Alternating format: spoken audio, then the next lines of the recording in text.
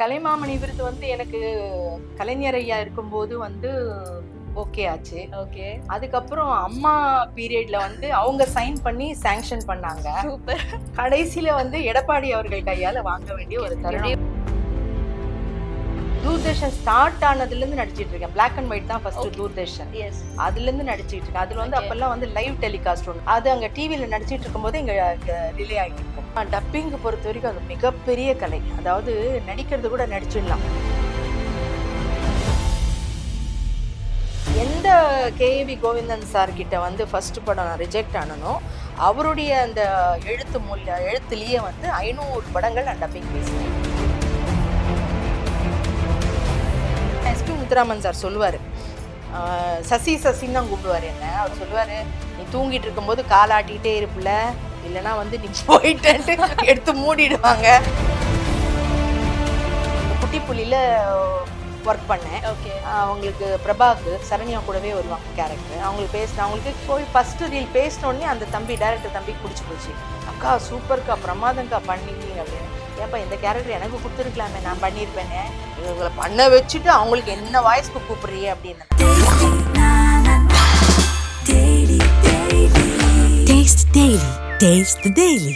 திரைமொழி நேயர்களுக்கு வணக்கம். நான் தர்ஷு. ஸோ இன்னைக்கு நம்ம கூட வந்துட்டு ஒரு மல்டி டேலண்டட் உமன் இருக்காங்க. ஸோ இவங்க வந்து ஒரு சினிமா ஃபிலிம் இண்டஸ்ட்ரியில இருக்கிறதே ஒரு பெரிய பாக்கியம்னு நினைக்கிறேன். டப்பிங் ஆக்டிங் இந்த மாதிரி வந்துட்டு எல்லாத்துலேயுமே செம்மையா கலக்கிட்டு இருக்காங்க. வெள்ளித்திரை சின்னத்திரை எல்லாத்துலேயுமே ஒரு செம பாப்புலரான ஒருத்தவங்க. ஸோ அந்த ஜென்ரேஷன்ல இருந்து இந்த ஜென்ரேஷன் வரைக்கும் நிறைய பேருக்கு எல்லாருக்குமே தெரிஞ்சிருக்கு. So let's welcome mister Srilekha Rajendran ma'am. Hi ma'am. வணக்கம் வணக்கம் தர்ஷு. எப்படி இருக்கீங்க? நல்லா இருக்கேன். லைஃப் எப்படி போகுது? சூப்பரா போயிட்டு இருக்கடா. நம்ம என்னைக்குமே லைஃப் சூப்பர் தான். நம்ம மைண்ட்ல ஐயோ இது ப்ராப்ளம் நினைச்சாதான் ப்ராப்ளம், இல்லைன்னா இதுவும் கடந்து போகும் போய்கிட்டே இருக்க வேண்டியதுதான். இல்லைன்னா 50 வருஷம் இருக்க முடியுமா? Correct actually. சோ இந்த 50 வருஷம் இந்த பிலிம் இண்டஸ்ட்ரியில இருந்திருக்கீங்க. சோ இந்த 50 வருஷத்தை ஒரு வார்த்தையில டிஸ்கிரைப் பண்ணணும் அப்படின்னா அந்த என்ன ஒரு வார்த்தையா இருக்கும்? இல்ல ஒரு வார்த்தை இல்லைன்னா இன்னமும் நம்ம இதுல வந்து ஒர்க் பண்ணிட்டு இருக்கேங்கிறதே ஒரு பெரிய விஷயம். அதுதான் ஒரு வார்த்தை. ஏன்னா இது வந்து பெரிய கோல்டன் ஆப்பர்ச்சுனிட்டி. இது சீரியஸ் நமக்கு கிடைச்ச ஒரு தங்க, என்ன சொல்றது, வாத்து முட்டை வந்து தங்க முட்டைடுறதுன்னு அந்த மாதிரி இது ஒரு பெரிய ஒரு வாய்ப்பு.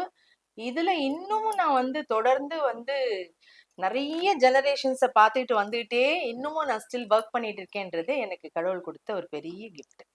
Super ma'am. சோ கலைமாமணி விருது வாங்கியிருக்கீங்க. சோ அந்த மொமெண்ட் எப்படி இருந்துச்சு? எக்ஸ்பெக்ட் பண்ணீங்களா? இல்ல, கலைமாமணி விருது வந்து எனக்கு கலைஞர் ஐயா இருக்கும்போது வந்து ஓகே ஆச்சு. ஓகே. அதுக்கப்புறம் அம்மா பீரியட்ல வந்து அவங்க சைன் பண்ணி சாங்ஷன் பண்ணாங்க. சூப்பர். கடைசியில வந்து எடப்பாடி அவர்கள் கையால வாங்க வேண்டிய ஒரு தருணம். 3 பேர்கிட்ட இருந்து மிஸ் ஆயி சரி அப்ப நினைச்சுக்கிட்டேன், சரி நமக்கு வந்து ஆண்டவன் விதிச்சது என்ன, சரி ஐயா கிட்ட வாங்கணும்னு நினைச்சேன், நடக்கல. அம்மா கிட்ட வாங்கணும்னு நினைச்சேன், நடக்கல. சரி ஓகே, இவர்கிட்ட வாங்கணும்ன்றது நமக்கு ஆண்டவன் எழுதி வச்சது அப்படின்னு சொல்லிட்டு அது என்ன, அது மிகப்பெரிய ஒரு அவ்வளவு பெரிய அவார்ட்ல. கண்டிப்பாமா அந்த அவார்டுக்குன்னு உண்டான பெரிய மதிப்புன்றது ஒண்ணு இருக்கு இல்லையா? சோ அது யார் கையில இருந்து வருதுங்கிறது இல்ல, அந்த அவார்டுக்கு உண்டான மதிப்பு மரியாதை என்னைக்குமே இருக்கு. அது எனக்கு மிகப்பெரிய சந்தோஷம். Super ma'am. So thanks. And Doordarshan தான் நீங்க நடிச்சு ஸ்டார்டிங்ல தூர்தர்ஷன்ல வந்து 4 சீரியல்ஸ் பண்ணிருக்கீங்க பர் டேலயே. ஸோ அந்த பீரியட் ஆஃப் டைம்ல வந்து அவ்வளோ பிஸி ஸ்கெடியூல்ஸ் இருந்திருக்கும்ல சார், எப்படி எல்லாம் டேக் ஓவர் பண்ணீங்க, எப்படி ஹேண்டில் பண்ணீங்க? இல்லம்மா, அது வந்து எப்படின்னா, அதாவது காலையில நாடகம் மார்னிங் 10:30 11 o'clock ஸ்டார்ட் ஆகும். தூர்தர்ஷன் ஸ்டார்ட் ஆனதுல இருந்து நடிச்சிட்டு இருக்கேன். பிளாக் அண்ட் ஒயிட் தான் ஃபர்ஸ்ட் தூர்தர்ஷன். அதுல இருந்து நடிச்சிட்டு இருக்கேன். அதுல வந்து அப்பெல்லாம் வந்து லைவ் டெலிகாஸ்ட் ஒண்ணு, கொஞ்சம் நில்லுங்கள்னு ஒரு ப்ரோக்ராம் வரும். 15 நிமிஷம் ப்ரோக்ராம். அது அங்க டிவில நடிச்சிட்டு இருக்கும்போது இங்க ரிலே ஆயிட்டு இருக்கும். லைவ்ல அந்த மாதிரி அதுல இருந்து ஸ்டார்ட் ஆனது. அதுக்கப்புறம் தான் கலர் ஆச்சு தூர்தர்ஷன். அதுல அப்பெல்லாம் வந்து இந்த ஒரு சேனல்ல ஒரு டிராமா தான் நடிக்கணும், ஒரு சேனல்ல ஒரு டைமிங்க்கு தான் நடிக்கணும், அப்படி இந்த இப்ப இருக்கிற அந்த ரூல்ஸ் அண்ட் ரெகுலேஷன்ஸ் எல்லாம் அப்ப கிடையாது. நான் காலையில 11 மணி நாடகம் நடிப்போம், மத்தியானம் 2 மணி நாடகம் நடிப்போம், சாயந்தரம் 6 மணி நாடகம் நடிப்போம், நைட் 9 மணிக்கு நடிப்போம். சப்போஸ் 9 மணி இல்லைன்னா அட்லீஸ்ட் ஒரு 3 டைமிங் வர்றதாவது நடிப்போம் நாங்க. அப்ப என்னன்னா கால் ஷீட் அவங்களோடது, அதாவது முன்னாடி எல்லாம் ப்ரிப்பேர்டா இருந்தாங்க. அதாவது 1 மாசம் 2 மாசத்துக்கு உண்டான ஸ்கிரிப்டுக்கு ரெடியா இருக்கும் கையில. ஓகே அப்போ வந்து டேட் வாங்குறது பிரச்சனை இருக்காது. ஒரு 5 ஆர்டிஸ்ட் இருக்காங்கன்னா 5 ஆர்டிஸ்ட் கிட்ட முன்னாடி டேட் வாங்கி வச்சுப்பாங்க. கதை தெரியும், அது என்னன்றத கால் ஷீட் போடுவாங்க. எல்லாமே வந்து செட்டுக்குள்ளதான் ப்ரீ நடக்கும். பிளான்டா இருக்கும்ல. செட்டுக்குள்ள நடக்கும். சோ அதனால எந்த எங்களுக்கு வந்து கன்ஃபியூஷன்ஸ் எல்லாம் வந்ததே கிடையாது. முக்கியமா கேன்சலேஷன்ஸ் கிடையவே கிடையாது. ஓ இப்ப வந்து 10 நாள் புக் பண்ணாங்கன்னா 1 நாள் ஒர்க் வரும், 9 நாள் கேன்சல், வீட்ல இருப்போம். ஆயா இருப்போம் வீட்ல. என்ன சொல்றது? சரி குமுறல் வெளியில காமிக்க முடியாது. சரி, வடிவேல் சார் சொன்ன மாதிரி பில்டிங் ஸ்ட்ராங், பேஸ்மெண்ட் வீக்ன்றது சொல்ல முடியாது. சோ அதனால சரி ஓகே. இப்ப கேன்சல் தான் நிறைய கேன்சல் கேன்சல் கேன்சல். இதை நம்பி அது ஷெட்யூல் டேட்னு வாங்கிடுவாங்க. 1 to 15 ஷெட்யூல் டேட் அப்படின்வாங்க. ஓகே, ஏதோ நமக்கு ஒரு 10 நாள் அட்லீஸ்ட் ஒரு 7 நாளாவது வரும்னு பார்த்தா சான்ஸே இல்ல. 2 நாள் வரும். 2 நாள் அந்த கம்பெனில சோறு நமக்கு கன்ஃபார்ம். மத்தபடி வரவே வராது. சோ இத நம்பிட்டு வேற ஏதாவது ப்ராஜெக்ட் வந்ததுனாலும் நம்ம அக்செப்ட் பண்ண முடியாது. கிளாஷ் ஆயிடும் ரெண்டு. அவங்க வந்து 1 to 15 அவங்களும் அதே ஷெட்யூல் டேட் சொல்லுவாங்க. அப்ப நான் இவங்களுக்கு ஃபோன் பண்ணி என்ன சொன்னேன், இல்ல மேடம் ப்ராப்ளம் ஆயிடும் மேடம், நமக்கு டேட்ஸ் நிறைய இருக்கு மேடம்னுவாங்க. கடைசியில பார்த்தா அந்த 2 நாள் அவ்வளவுதான். சரி என்ன பண்றது. பட் முன்ன அப்படி கிடையாது. ஏன்னா ப்ரிப்பேர்டா இருந்தாங்க, எல்லாம் இருந்தது. இப்ப வந்து காலைல சுடு தண்ணி ஊத்துன மாதிரி இங்க ஷூட் எடுப்போம், நைட்டு போய் டப்பிங் பண்ணுவோம், அப்புறம் விடிய காலையில எடிட்டிங் போவோம், அதுக்கப்புறம் வந்து அடுத்த நாளுக்கு வந்து டெலிகாஸ்ட். அவ்வளவுதான். அன்னைக்கே பூத்து அன்னைக்கே செத்து போற மாதிரி. அவ்வளவுதான், வேற ஒண்ணும் பண்ண முடியாது. இப்போ நீங்க லைவ் எல்லாம் பண்ணிருக்கீங்களா மேம் தூர்தர்ஷன்ல? என்னைக்காவது வந்து லைவா பண்ணும்போது அந்த ஒரு தடுமாற்றம் இல்ல ஒரு மிஸ்டேக்ஸ் அந்த மாதிரி ஏதாவது பண்ணிருக்கீங்களா? இல்லடா, இது வரைக்கும் ஆண்டவ முன்னியத்தில் பண்ணேன். ஆனா ஸ்டார்டிங்ல பண்ணிருக்கேன். ஏன்னா ஃபர்ஸ்ட் நான் வந்து ஃபீல்டுக்கு வந்ததே வந்து சினிமா தான். சினிமா என்னுடைய ஃபர்ஸ்ட் டே ஷூட்டிங்கே வந்து மைசூர் பேலஸ்ல தான். வாணிஸ்ரீ மேம் வந்து ஹீரோயினி, முத்துராமன் சார் வந்து ஹீரோ பண்ணாங்க. டைரக்டர் ராமண்ணா அங்கிள் அவங்க தான் வந்து இயக்குனர். பெரிய கேமராமேன் ரகுமான் சார், அவர் தான் வந்து கேமரா. சோ அங்கதான் எனக்கு ஷூட்டிங் ஃபர்ஸ்ட் ஸ்டார்ட் ஆச்சு. எனக்கு அந்த அப்பெல்லாம் வந்து கேமரா ஸ்டார்ட் பண்ணா ஒரு சவுண்ட் வரும். எல்லாம் டயலாக் எல்லாம் பார்த்துட்டு ரெடி ஆயிடுவேன். அதுக்கப்புறம் பார்த்தா அந்த ரெடி ஆக்ஷன் ஸ்டார்ட் கேமரான்னும் போது அந்த சவுண்ட் வந்தோடனே வேத்து கொட்டும். கேமராமேன் சார் எல்லாம் வந்து வாட் ஸ்ரீலேகா வாட் ஹேப்பன் அப்படின்னுவாரு. Sir nothing sir nothing sir. அப்புறம் டயலாக் சுத்தமா போயிடும். அப்பதான் வந்து அங்கிள் சொன்னாங்க, ராமண்ணா அங்கிள் சொன்னாங்க, இல்லடா நீ ஸ்டேஜ் டிராமா நடிச்சு பழகு, அப்போ உனக்கு இந்த பயம் இருக்காது அப்படின்னாங்க. ஸோ அப்பத்துல இருந்து ஸ்டார்ட் பண்ணி ஸ்டேஜ் எல்லாமே, அமைச்சூர் நாடகம் எல்லாமே, எல்லா நாடகங்களும் பண்ணி அதுக்கப்புறம் வந்து இப்போ வந்து அந்த மாதிரி எல்லாம் சான்ஸ் இல்லடா. எந்த எந்த விஷயத்திலயும் நான் வந்து மிரண்டதோ ஐயோ பயமோ அப்படி எல்லாம் கிடையாது. எக்ஸ்பீரியன்ஸ் வந்துருச்சு ஆண்டவன் முன்னேத்துல. அது பழக பழக வந்துருச்சு, அவ்வளவுதான், வேற ஒண்ணும் இல்ல. எப்படி அந்த சினி இண்டஸ்ட்ரிக்குள்ள வரதுக்கான ஆப்பர்ச்சுனிட்டி எங்க இருந்து வந்தது? ஆப்பர்ச்சுனிட்டி எங்க அப்பா அம்மா புண்ணியம் தான் அது. ஏன்னா அப்பா வந்து டிஸ்ட்ரிபியூஷன் கம்பெனி வச்சிருந்தாரு. 2 கம்பெனி மீரான் சாஹிப் ஸ்ட்ரீட்ல. கல்பனா என்டர்பிரைசஸ் ஒன்னு, கஜலட்சுமி பிலிம்ஸ்னு ஒண்ணு வச்சிருந்தாரு. சோ அப்பாக்கு அப்ப நிறைய பிலிம் இண்டஸ்ட்ரியில நிறைய பேர் தெரியும். அப்படிதான் டைரக்டர் ராமண்ணா அங்கிளையும் தெரிஞ்சது. சோ அவரோட அசோசியேட்டா இருந்தார். அப்பெல்லாம் அசோசியேட் அசிஸ்டன்ட் தான் சொல்லுவோம். இப்பதான் ஏடி பிடி எல்லாம் சொல்லுவோம். அப்பெல்லாம் அப்படி கிடையாது. சோ அந்த அங்கிள் வந்து சொல்லி அப்புறம் இந்த மாதிரி சாரோட டாக்டர் இருக்காங்க, அவரு சார் அப்பா அம்மாவுக்கு தான் இன்ட்ரெஸ்ட், எனக்கு ஸ்டார்டிங்ல இன்ட்ரெஸ்ட் கிடையாது. அப்பா அம்மாவோட இன்ட்ரெஸ்ட். சரி ஓகே இந்த மாதிரினா அவங்க தான் வந்து மூவ் பண்ணி என்ன அந்த படத்துல நடிக்க வச்சாங்க. சோ அதுல இருந்து அதுக்கப்புறம் கொஞ்சம் நடிக்க நடிக்க நடிக்க நடிக்க நமக்கு அப்படியே இன்ட்ரெஸ்ட் உள்ள பதிஞ்சு போச்சு, அவ்வளவுதான். சப்போஸ் ஸ்ரீலேகா மேம் வந்துட்டு சினிமா இண்டஸ்ட்ரிக்கு வராம இருந்தா என்ன இருப்பீங்க? எனக்கு டாக்டர் எல்லாரும் சொல்றாங்களேன்னு நான் சொல்லல. எனக்கு சத்தியமா டாக்டர் ஆகணும்னு ரொம்ப ரொம்ப ரொம்ப ஆசை. டாக்டர் வந்து இவ்வளவு படிக்கணும் 6 இயர்ஸ். நான் படிச்சிருவேன். சூப்பரா படிப்பீங்களா? ஏமா நான் சாயந்தரம் நாடகம் வச்சுக்கோங்க, 7 மணிக்கு நாடகம்னா காலையில எடுத்துன்னு ஸ்கிரிப்ட் கொடுப்பாங்க ஒருத்தர். அதாவது அந்த ஆக்ட் பண்ணிட்டு இருக்க ஒரு லேடி ஆர்டிஸ்ட் வந்து உடம்பு முடியாம போகலாம், இல்ல எங்கேயாச்சும் ஊருக்கு போயிருப்பாங்க, வர்றதுக்கு தாமதம் ஆயிருக்கலாம். பட் உடனே எங்கடா அண்ணா உடனே கதவை தட்டுங்க, ஸ்ரீலேகா விட்டு கதவை தட்டுங்க, அவங்க வந்து பண்ணிடுவாங்கன்னு. அந்த மாதிரி அந்த ஒரு நம்பிக்கையை வந்து நான் அவங்களுக்கு கொடுத்துருந்தேன். சோ அதனால காலையில வந்து எடுத்துட்டு வந்து தந்துருவாங்கம்மா. 60 பேஜஸோ 90 பேஜஸோ நோட்டு கொடுத்துருவாங்க.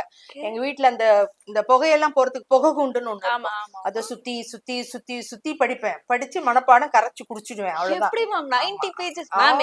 ஒரு 2 மார்க் क्वेश्चனுக்கு படிக்கணும்னாலே அவ்வளவு தடுமாற்றம். என்ன காரணம்னா அது மேல நமக்குள்ள ஒரு ஈடுபாடு, இன்ட்ரெஸ்ட் தான் காரணம். அது கரைச்சு குடிச்சிடுவேன். அதுக்கப்புறம் வந்து சாயந்தரம் போன உடனே எல்லாரும், மேடம் நீங்க ரெடியா மேடம், நாங்க சைட்ல வந்து இந்த நோட்டு வச்சுட்டு நிப்போம் மேடம், நீங்க விட்டுட்டீங்களா பேசுவாங்க. சரிங்க சரிங்க, நீங்க அப்படியே நில்லுங்க, நீங்க எதுக்கும் நில்லுங்க. ஏன்னா ப்ராம்ப்ட் எனக்கு தேவைப்படாது. இல்ல அது நம்ம சொல்ல முடியாது இல்லம்மா. அப்புறம் எங்கேயாச்சும் சரிக்கிட்டோம்னு வச்சுக்கோங்க, அசிங்கமாயிடும். அதனால நில்லுங்கப்பா, நீங்க நில்லுங்க, நான் மேக்ஸிமம் என்னால முடிஞ்சது நான் பண்றேன்ப்பா அப்படின்னுவேன். அதே மாதிரி பண்ணிட்டோம்னா சரியான கிளாப்ஸ் அதெல்லாம் வந்துடும். அந்த குழுவுல இருக்கிற அத்தனை பேருமே சொல்லுவாங்க, மேடம் முன்ன பண்ணவங்களை விட நீங்க சூப்பரா பண்ணிட்டீங்க, கண்டினியூ பண்றீங்களா? அந்த பொழப்பெல்லாம் நான் கெடுக்க மாட்டேன்.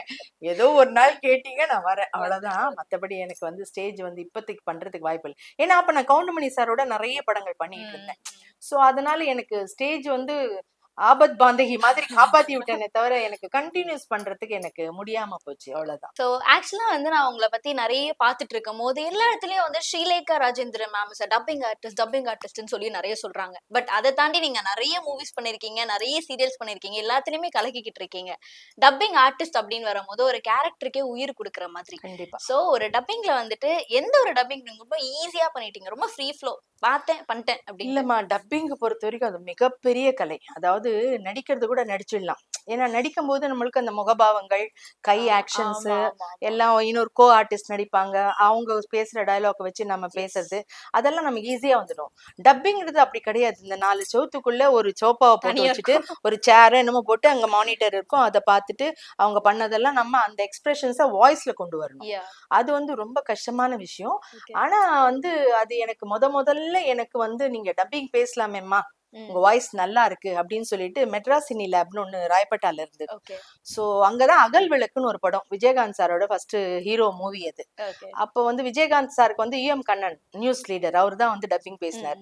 அப்ப என் கேரக்டருக்கு நான் பேசுறதுக்கு போயிருந்தப்போ அங்க கோபாலகிருஷ்ணன் இன்ஜினியர், அவர் தான் சொன்னாரு, அம்மா உங்க வாய்ஸ் நல்லா இருக்கே, நீங்க டப்பிங் பேசலாமே. நாங்க டப்பிங் அப்படின்னு என்ன சார் அப்படின்னு, அம்மா இப்ப நீ உன் கேரக்டர் பேசணும் இல்லம்மா, அதேதாம்மா இன்னொருத்தர் கேரக்டருக்கு நீ பேசணும்.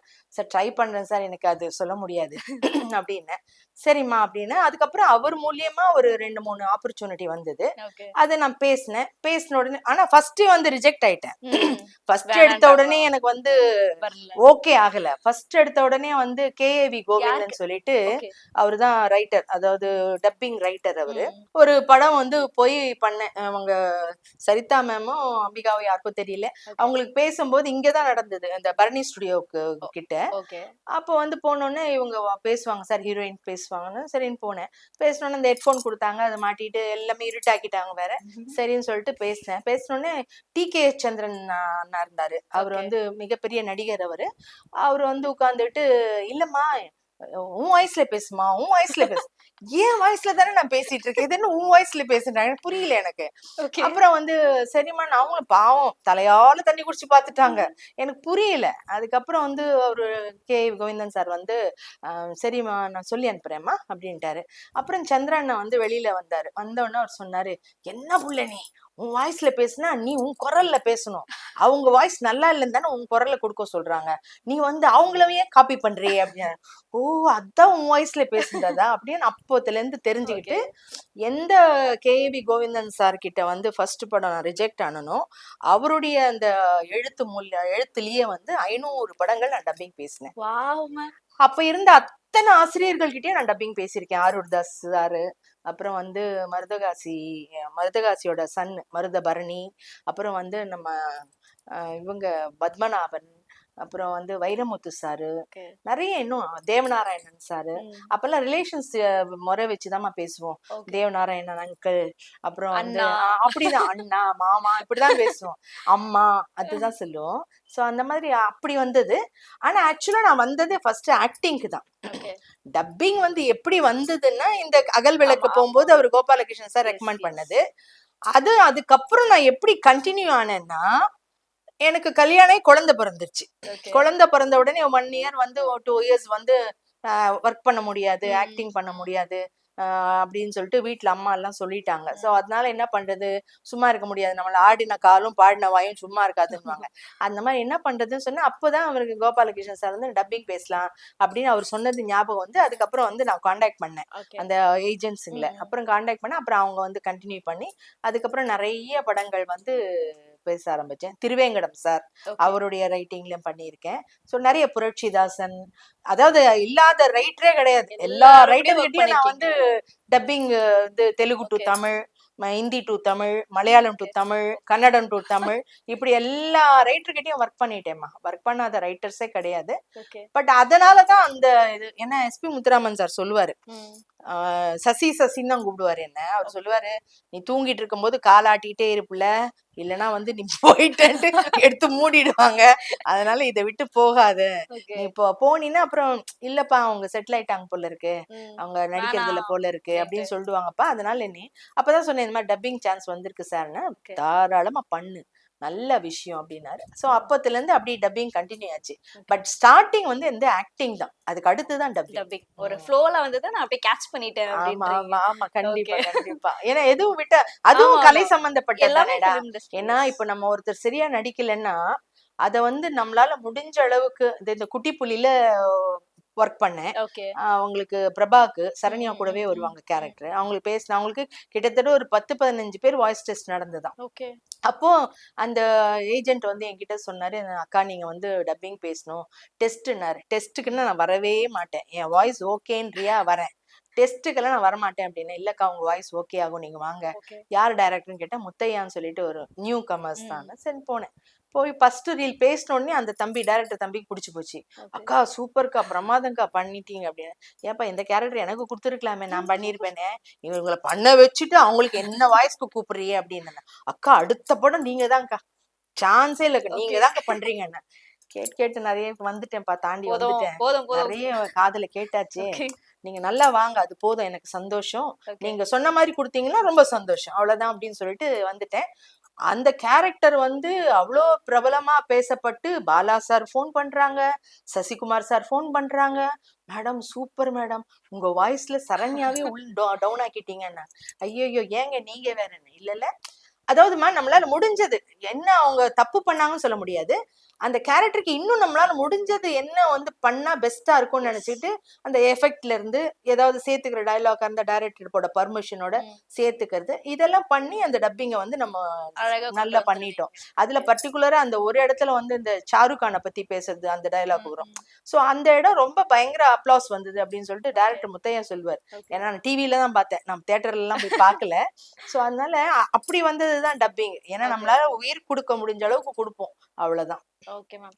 சோ இப்போ நம்ம மூவிஸ்ல எல்லாம் பார்த்தோம்னா ஒரு 1 minute 2 minutes of lengthy dialogues இருக்கும் பாத்தீங்களா. லென்த்தி டயலாக் பேசிடுவாங்க, பட் வந்து டைரக்டர் சொல்லுவாங்க ஓகே டப்பிங்ல பாத்துக்கலாம் அப்படின்றது நிறைய வந்து நம்ம கேள்விப்பட்டிருக்கோம். ஆனா அந்த ஒரு லென்த்தி டயலாக்ஸ் எல்லாம் வந்து டப்பிங்ல நீங்க பேச எவ்வளவு சிரமப்பட்டிருக்கீங்க? சிரமம் எல்லாம் கிடையாதுமா. இப்ப நான் நடிச்சதுக்கு எனக்கு பேசுறதுக்கு எனக்கு சிரமமே கிடையாது. வேற யாராவது இல்ல அதான் சொல்றேன் சிரமன்ற. இப்போ வந்து நீங்க சொல்றது அந்த காலம் ஏதோ 80sல சொல்றீங்க நீங்க. ஒரு ஃபுல் அப்பெல்லாம் வந்து லூப் கூட வந்து நாம ஏதா பேசணும். இல்லம்மா இப்ப நீ ஹலோ அங்கறியா, ஓகே பஞ்ச் வச்சுக்கிட்டேன் மேடம், நாங்க நவுத்திக்கிறேன் மேடம், நாங்க தள்ளிக்கிறோம் மேடம், இல்ல சார் ஒன் மோர், இல்ல மேடம் நாங்க நவுத்திக்கிறோம், நீங்க ஒன்னும் டென்ஷனே வேண்டாம். இப்பெல்லாம் வந்து லென்த் டயலாக் முழம் டயலாக் 4 வரி டயலாக்கே ஒன்னா பேச முடியாதுமா இப்ப. அதெல்லாம் வந்து இப்ப வந்து நிறைய வந்து சொல்றது எக்யூப்மெண்ட் எல்லாம் நிறைய வந்துச்சு, நல்ல திறமையான இன்ஜினியர்ஸ் எல்லாம் வந்துட்டாங்க. சோ அதனால இப்ப வந்து அந்த அளவுக்கு எல்லாம் டயலாக் பேசணும்ன்றது இல்ல. அப்ப நீங்க சொன்னது என்னன்னா, நான் வந்து டப்பிங் பீரியட் அப்போ வந்து லூப் சிஸ்டம், அப்போ வந்து இந்த மாதிரி கம்ப்யூட்டர் சிஸ்டம்லாம் கிடையாது, லூப் சிஸ்டம். ஒரு ரீல் கட் பண்ணுவாங்க, அதுல இத்தனை இது ஃபீட் விட்டு கட் பண்ணுவாங்க, அது கண்டினியூஸா மொத்தம் அந்த ஒரு ஷார்ட்ல வந்து பாத்தீங்கன்னா ஒரு 5 பேர் நடிக்கிறாங்கன்னா இந்த மைக்ல ஒரு 3 பேர் நிப்போம், அந்த சைடுல ஒரு 2 பேர் நிப்போம், எல்லாம் வந்து அவங்களுக்கு வரும்போது அவங்க போடுவாங்க, நான் எங்களுக்கு வரும்போது நாங்க பேசுவோம், இப்படி பண்ணுவோம், அந்த டைமிங்ல பண்ணிடுவோம். கடைசியில எவனாவது ஒருத்தன் சொதப்புனான்னு வச்சுக்கோ, மறுபடியும் ஃப்ரம் தி பிகினிங். சோ அப்படிதான் இருந்தது. அப்புறம் எங்களுக்கு முன்னாடி இருக்கிறவங்க எல்லாம் பாத்தீங்கன்னா நடுவுல மைக் வச்சிருவாங்களாம், தரையில உட்காந்துப்பாங்களாம் சுத்தி பாய போட்டுக்கிட்டு, அவங்க ஒரு ரீலே பேசுவாங்களாம். சோ அதுக்கப்புறம் எங்களுக்கு லூப் வந்தது. அதுக்கப்புறம் இப்போ வந்து ரொம்ப ஈஸிமா. இப்ப எல்லாம் வந்து டப்பிங்ன்றது வந்து அந்த மாடுலேஷன்ஸ் அது குடுக்கற அந்த உயிர் அதுதான் கஷ்டமே தவிர இப்போ முழு நீளம் டைலாக் எல்லாம் வந்து பேசணுன்றது இல்ல. ஆனா அதே வந்து டைரக்டர்ஸ பொறுத்து இருக்கு. இப்போ பாலா சார் கிட்ட எல்லாம் போனோம்னா பஞ்ச் எல்லாம் வைக்கவே மாட்டாரு, ஃபுல்லா பேசிடுவாரு. சோ அப்போ வந்து தண்ணி குடிக்க வேண்டியதுதான், ஒன்றும் பண்ண முடியாது. நான் தாரத்தப்பட்டை நடிச்சேன், ஆனா பாலா சார் கிட்டயே வந்து ஒரு நல்ல நேம் எடுத்தேன். அது உண்மையிலேயே எனக்கு லைஃப்ல மறக்க முடியாது. ஏன்னா பாலா சார் வந்து சொல்லிட்டு 10 நாள் கால் ஷீட் வாங்கினாரு, 2 நாள்ல முடிச்சு அமிச்சிட்டாங்க. எனக்கு அவர்கிட்ட எப்படி போய் கேக்குறது, எனக்கு ஒண்ணும் புரியல. நீ டப்பிங்ல மீட் பண்ணலாமா அப்படின்ட்டாரு. டப்பிங் சார் நான் போயிட்டு வரணுமா சார் மறுபடியும்ன்றேன். இல்ல இல்ல உங்களது ஓவர், முடிஞ்சிடுச்சு உங்களுது அப்படின்னாரு. முடிஞ்சிருச்சா சார், ஏதாவது சீன் இல்ல சீன் கட் பண்ணிட்டீங்களா சார் ஏதாவது அப்படின்னு. இல்ல இல்லம்மா உங்களது முடிஞ்சிச்சுமா அப்படின்னாரு. அப்புறம் தான் எனக்கு நம்ம சச்சின் பட டைரக்டர் மகேந்திரன் சாருடைய சன் ஜான், அவருதான் வந்து சொன்னாரு, ஐயோ மேடம் என்ன மேடம் நீங்க அசத்துட்டீங்க, நைட் எல்லாம் உங்களை பத்தி தான் சார் பேசிட்டு இருந்தாங்க, அது இல்லாம வேற யாருக்கும் ஃபோன் பண்ணி வேற ரெக்கமெண்ட் பண்ணிட்டு இருந்தாங்க. சோ அப்ப நினைச்சேன் நான், இவங்க 10 நாள் போட்டு எடுக்கிற இது வந்து ஏதோ என்னால முடிஞ்சது ஒரு 2 நாள் முடிச்சிட்டேன் போல. அவ்வளவு சீக்கிரம் பண்ணிருக்கீங்க. அது வந்து சார் அப்படியே காப்பி பண்ணேன் நான்.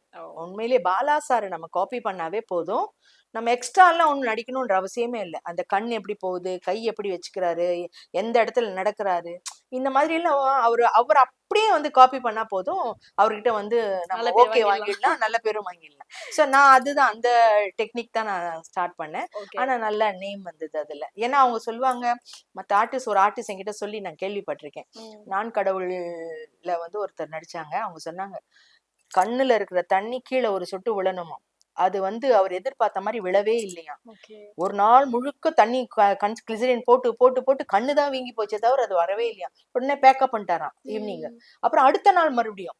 சோ அந்த மாதிரி நினைச்சிட்டு வந்து எனக்கு வந்து 10 days வாங்கினாரோ என்னமோ தெரியாது, என்னமோ அவர் கொடுத்தது எனக்கு வந்து ஃபர்ஸ்ட்லயே முடிச்சிட்டேன் நானு. சோ அதனால ரொம்ப சந்தோஷம் எனக்கு, பாலா சார் படத்துல பண்ணது எனக்கு ரொம்ப ரொம்ப சந்தோஷம் எனக்கு. Super ma'am. சோ இப்போ வந்து கிளிசரின்லாம் போடாம நீங்க ஆக்ட் பண்ணதா நாங்க நிறைய கேள்விப்பட்டிருக்கோம். ஆமா டெஃபினட்டா. இப்போ வந்துட்டு ஆர்டிஸ்டா நம்ம ஒரு கேமரா முன்னாடி நிக்கிறோம்னா ஓகே, அந்த சீனை உள்வாங்கிட்டு ஒரு லைஃப்ல ஏதாவது நடந்த சீனை வச்சு அழுக வரும்.